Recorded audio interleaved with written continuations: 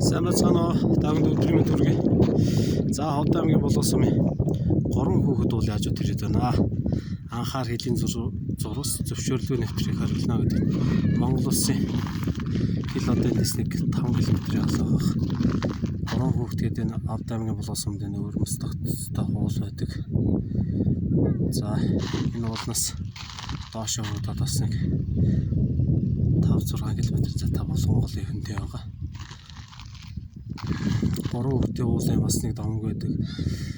Баян айлын 3 охин Болгонгол усан сэрж байтал дуучин залуу ирээд хувцсыг нуунгод ийм 3 уул болж тогтсон гэж нутгийнхал одоо баав байхад ярьдаг байсан.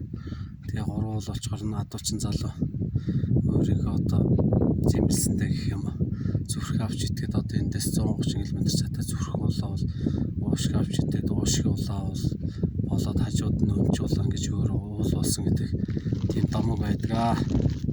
За энэ манай Гармины хуудсан дээр 3 хүүхэд уулын талаар зураг яваад байдаг юм өвөрмөс тогттой бол бас манай Ховд аймгийн Болон сум миний төрсөн нутагт байдаг юм аа.